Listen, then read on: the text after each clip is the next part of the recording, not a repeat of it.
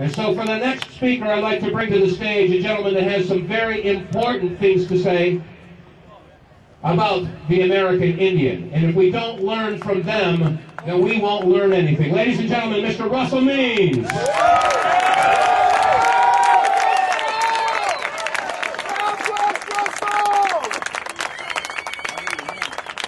All right, brother. Amatakwa. In my language, that means hello, my relatives.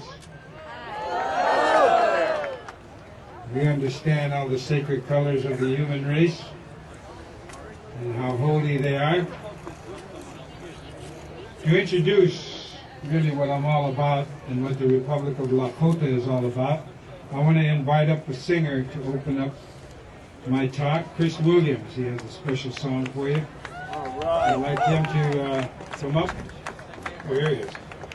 God bless you, Russell.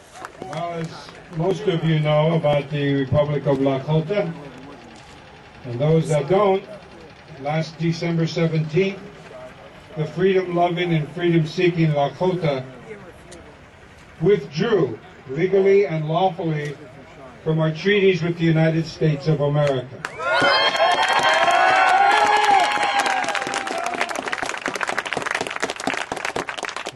Sadly, we have come to understand over the last 155 years that this is an outlaw government.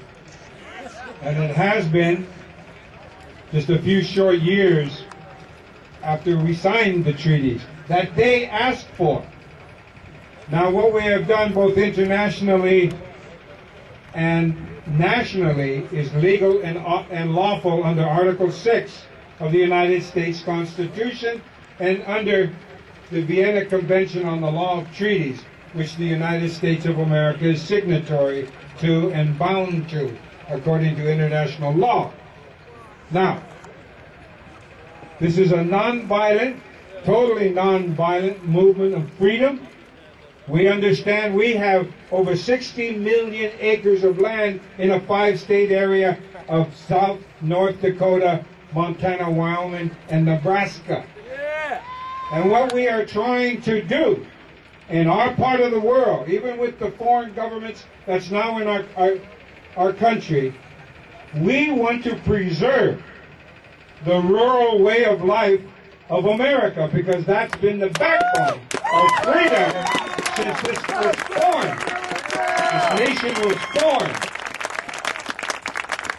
Now understand, we have any animosity to the pioneers because what you've been taught is a lie. They did not brave the frontier against the savage Indian and settle the land. What they did is come out into Indian America for freedom.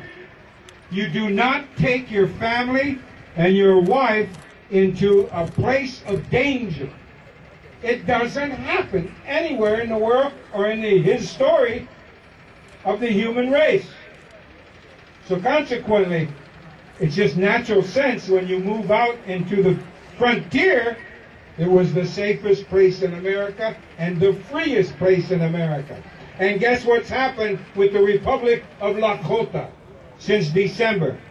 We have had hundreds of emails from Americans, professional and skilled landowners, homeowners that are selling their properties and their homes and moving to the Republic of Lakota.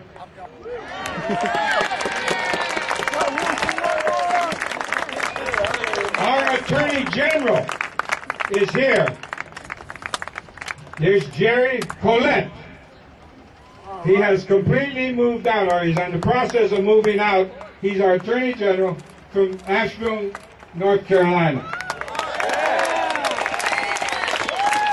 He's one of the movers and shakers for the Ron Paul blimp. He came to our country as soon as he found out. He worked there for 2 months, realizing what it feels like to be free. I can't express it to you in language, what it means to be free. that you haven't any more worries about repression, oppression, and suppression. We don't have a police force. We don't have an army. We do not have to worry about a military-industrial complex. We don't even have a national government. We have a provisional government of facilitators. That's all we call ourselves. We're not into the egos of government. We do not have labels. You can call me chief facilitators. People have come up to me here and said, "Are you the chief?" I said, "Facilitator." A chief facilitator. All right. In our country and in our plan, we have 3 areas that we understand the basic law of economics, which those that control the energy control the economics. It just so happens that in North and South Dakota, the strongest winds in all of the 48 states contiguously is the best wind in the country. There's enough wind to power every city in the United States of America 24/7, and this is according to the experts. All right? That's free energy. The sun shines on the northern plains over 300 days of the year. That's tremendous energy. Under our holy land, the Black Hills, we have geothermal water that flows into and under our existing reservations. That would allow for year-round agriculture and fish farming. So all of this is free. So right now, investors, since our declaration, redeclaration of rebuilding our nation has happened, investors have swamped us. I've got, believe it or not, Republican investors and Democrat investors competing against one another for the wind energy and the solar energy projects that we have. And we're going to proffer free energy to the people in our country.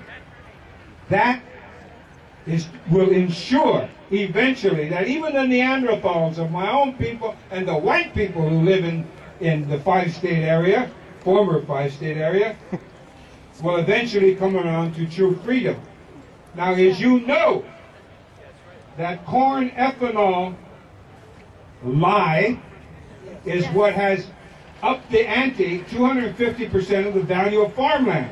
So it makes, I'm getting a high sign, I got to get off. It's time.